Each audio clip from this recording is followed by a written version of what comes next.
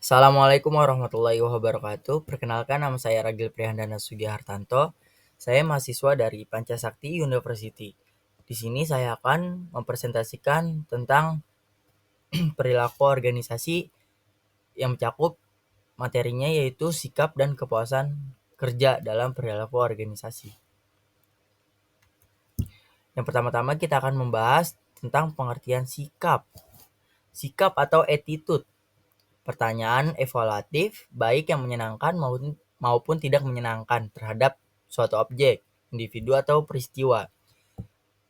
Jadi ada 3 komponen utama dalam sikap. Yang pertama itu komponen kognitif atau keyakinan, yang kedua komponen efektif tentang perasaan, yang ketiga komponen konatif tentang perilaku. Kita akan membahas satu persatu 3 komponen tersebut atau 3 komponen utama sikap. Yang pertama itu komponen komponen kognitif, ialah opini atau segmen kepercayaan dari suatu sikap. Yang kedua ada komponen efektif, yaitu segmen perasaan atau emosional dari suatu sikap. Yang ketiga ada komponen konatif, yaitu sebuah maksud atau berperilaku tertentu terhadap seseorang atau sesuatu. Selanjutnya kita akan membahas fungsi sikap. Ada 4 fungsi sikap. Yang pertama itu fungsi penyesuaian, kedua fungsi ekspresi, ketiga fungsi pertahanan, keempat fungsi pengetahuan. Di sini kita akan mengulik satu persatu tentang fungsi sikap, fungsi-fungsi sikap ini. Yang pertama itu fungsi penyesuaian. Penyesuaian yang pertama untuk mendapatkan suatu objek yang diinginkan atau memahami konsekuensi yang tidak diinginkan. Yang kedua ada fungsi ekspresi yang berfungsi atau memiliki fungsi untuk membantu ekspresi yang positif dan nyata bagi nilai-nilai konsep diri individu. Yang ketiga, fungsi pertahanan. Sikap memiliki fungsi untuk menghindari pribadi dan situasi yang berbahaya yang ada di sekitarnya. Yang keempat, fungsi pengetahuan, yaitu sikap yang memiliki fungsi untuk mengerti mengenai kejadian dan pengalaman-pengalaman yang terstruktur. Selanjutnya kita akan membahas sifat sikap. Ada 2 sikap positif dan negatif, yaitu sikap positif kecenderungan tindakan adalah mendekati atau menyayangi dan mengharapkan objek yang tertentu. Yang kedua, sifat negatif terhadap kecenderungan. Contohnya untuk menjauhi, menghindari, membenci, dan tidak menyukai objek yang tertentu. Selanjutnya kita akan membahas faktor-faktor yang mempengaruhi sikap. Ada beberapa faktor yang akan mempengaruhi sikap kita. Yang pertama itu pengalaman pribadi, yang kedua pengaruh orang lain yang dianggap penting, yang ketiga pengaruh kebudayaan, yang keempat media massa. Kita akan membahas tentang pengalaman pribadi terlebih dahulu, yaitu tanggapan atau salah satu faktor terbentuknya sikap. Untuk dapat mempunyai tanggapan dan penghayatan seseorang harus mempunyai pengalaman yang berkaitan dengan objek psikologis. Yang kedua, pengaruh orang lain yang dianggap penting merupakan salah satu komponen sosial yang ikut mempengaruhi sikap individunya. Yang ketiga itu pengaruh kebudayaan, yaitu kebudayaan di mata kita terang-terangan dan dibesarkan mempunyai pengaruh besar terhadap pembentukan sikap kita. Yang keempat ada media massa, yaitu sarana komunikasi mempunyai pengaruh beda dalam pembentukan opini dan kepercayaan individu. Seperti itu. Selanjutnya kita akan membahas tentang perubahan sikap melalui modifikasi perubahan perilaku. Yang pertama ada perubahan sikap melalui modifikasi perubahan perilaku. Yang kedua perubahan sikap melalui modifikasi perubahan ide-ide atau pikiran. Yang ketiga perubahan sikap melalui modifikasi perubahan perasaan. Yang keempat perubahan sikap melalui modifikasi perubahan situasi. Jadi ada beberapa sikap modifikasi yang berubah perilaku atau melalui perilaku gitu. Seperti itu. Kita akan menjelaskan definisi kepuasan kerja, yang dimana kepuasan kerja atau job satisfaction Satisfaction ialah suatu keadaan emosional yang menyenangkan atau tidak menyenangkan dari karyawan terkait penghargaan yang diterima, situasi kerja, dan kerjasama antar pimpinan dengan karyawan. Kepuasan kerja menunjukkan kesesuaian antara harapan seseorang yang timbul dan imbalan yang disediakan pekerjaan. Sehingga kepuasan kerja juga berkaitan erat dengan teori keadilan, perjanjian psikologis, dan motivasi.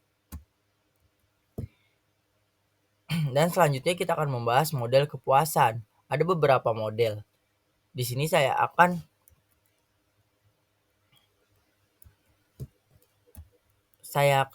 membahas 4 model kepuasan. Yang pertama model pemenuhan kebutuhan, yang kedua kecocokan, yang ketiga persamaan, dan keempat komponen watak atau genetik.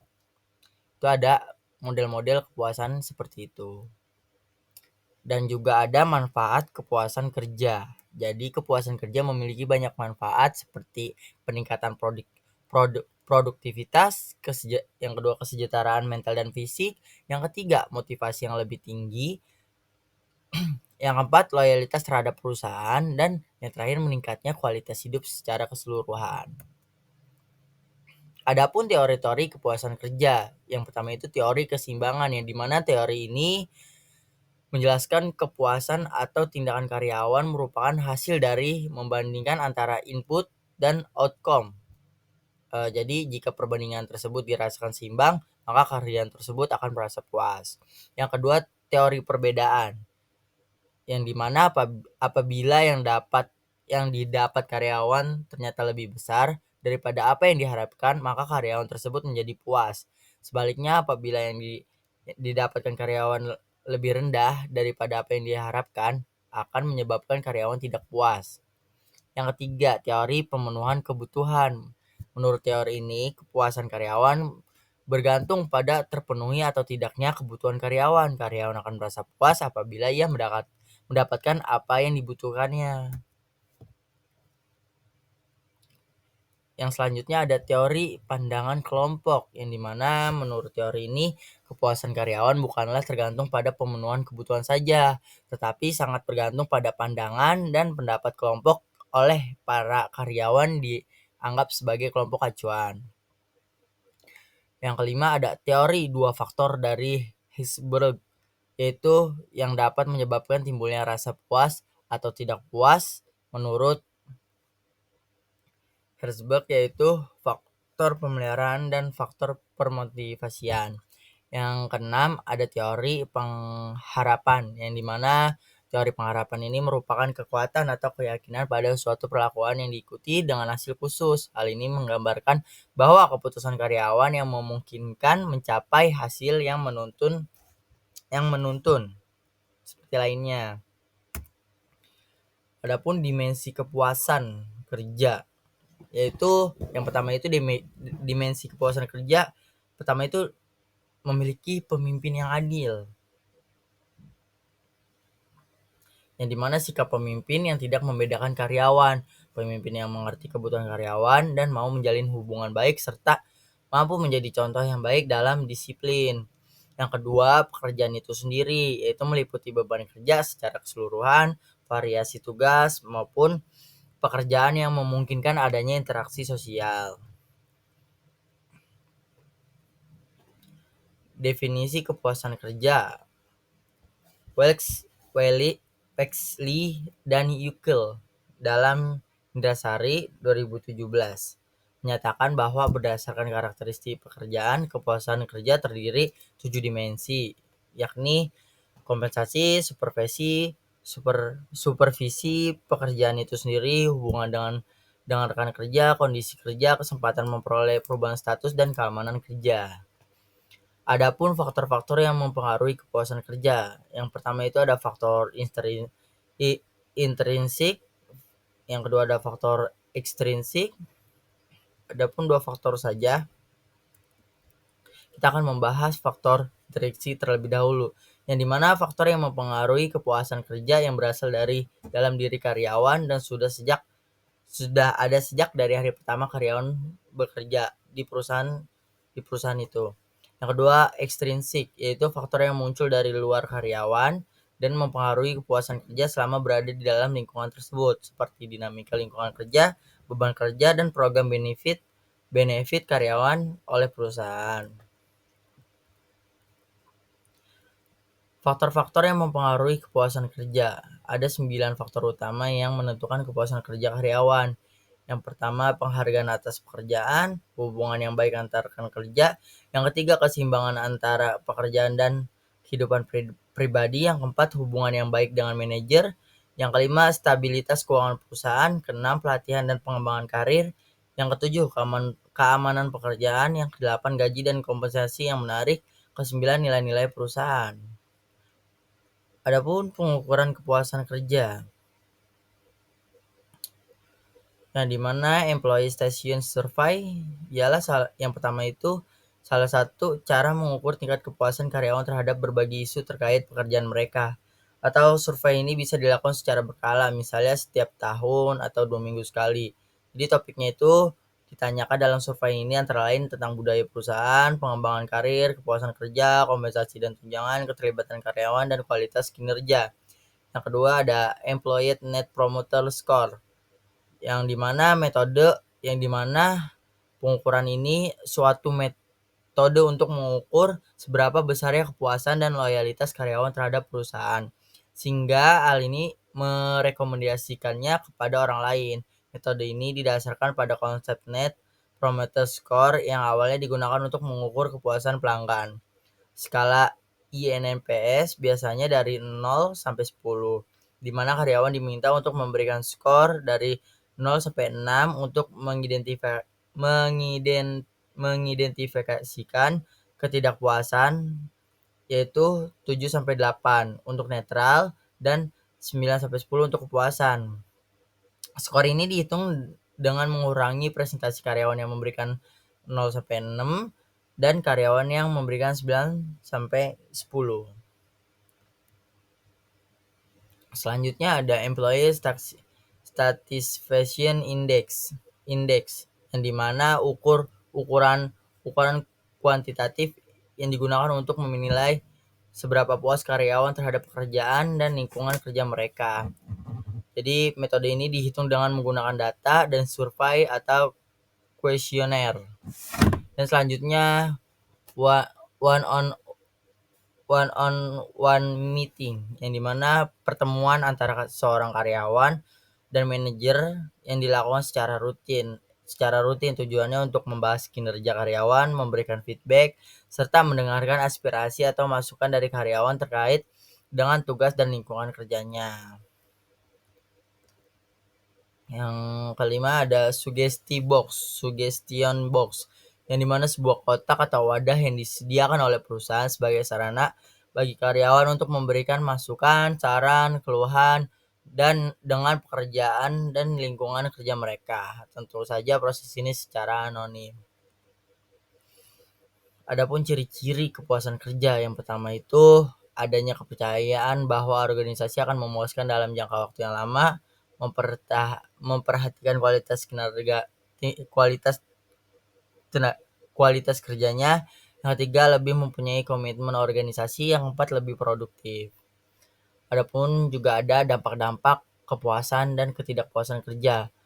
Ada beberapa kepuasan kerja dan tidak kepuasan kerja. Yang pertama itu kepuasan kerja, yaitu dapat meningkatkan kepuasan, dan yang kedua meminimalisir absen yang tidak masuk dan meningkatkan kehadiran, mengurangi insiden atau kecelakaan. Yang keempat, mengurangi stres kerja. Yang kelima, lebih berkomitmen dalam melakukan pekerjaan tersebut. Yang terjadi kepada kepuasan kerja ialah 5 poin tersebut. Ada juga yang 4 tidak kepuasan kerja, memiliki dampak seperti berhenti dari pekerjaan, kelalaian dalam melakukan pekerjaan, yang ketiga menjadi stres bekerja, yang keempat akan sering absen tidak masuk, dan bahkan pekerjaan tersebut tidak akan mereka kerjakan. Adapun petunjuk-petunjuk untuk meningkatkan kepuasan kerja. Di sini saya akan memberitahu petunjuk untuk meningkatkan kepuasan kerja. Yang pertama itu menciptakan lingkungan kerja yang positif. Yang kedua, membangun kepercayaan. Yang ketiga, menetapkan jalur karir. Yang keempat, menerapkan jadwal kerja yang fleksibel. Yang kelima, melibatkan dalam pengambilan keputusan. Yang keenam, meminta umpan balik. Yang ketujuh, merayakan pencapaian kerja atau merayakan pencapaian karyawan. Seperti itu 7 poin petunjuk meningkatkan kepuasan kerja. Dan untuk mengetahui apakah individu merasa puas atau tidaknya dalam situasi ini tertentu digunakan 4 teori. Ada 4 teori untuk mengetahui individu yang merasa tidak puas dan puas. Yang pertama itu teori pemenuhan, yang kedua teori imbalan, yang ketiga teori kesenjangan, yang keempat teori keadilan. Kita akan membahas tentang teori pemenuhan, yaitu menurut teori ini kepuasan kerja pegawai bergantung pada terpenuhi atau tidaknya kebutuhan pegawai. Pegawai akan merasa puas apabila ia mendapatkan apa yang dibutuhkannya. Yang kedua, teori imbalan, yang dimana teori ini memiliki kepuasan kerja yang berfungsi dari imbalan yang diterima seseorang, baik mengenai jumlahnya maupun kapan waktu diterimanya, berpengaruh terhadap tingkat kepuasan atau seberapa besar kepuasannya bergantung pada penilaian yang dilakukan oleh penerimanya. Yang ketiga, teori kesenjangan, yang dimana kepuasan ini mempengaruhi kerja oleh harapan dari pekerjanya. Kepuasan ini merupakan akibat dari perbandingan antara apa yang harus diterima dan apa yang nyatanya diterima. Jika ia menerima lebih dari apa yang diharapkan, maka ia akan puas. Sebaliknya, jika menerima kurang dari apa yang diharapkan, maka ia tidak akan puas. Yang keempat, ada teori keadilan, yaitu menurut teori ini kepuasan kerja ialah membandingkan dengan orang lain mengenai korban dan hasil. Jika seseorang karyawan dibayar lebih, maka ia akan merasa puas. Sebaliknya, jika dibayar kurang dari yang diperbandingkan, maka ia akan merasa tidak puas. Mungkin ada beberapa daftar pusaka yang saya berikan untuk mengetahui lebih lanjutnya tentang materi ini. Ada di daftar pusaka atau di PPT yang saya berikan. Mungkin itu saja presentasi dari saya. Bila ada kekurangan kata dan kesalahan kata, mohon dimaafkan. Billahi taufik hidayah. Wassalamualaikum warahmatullahi wabarakatuh. Terima kasih.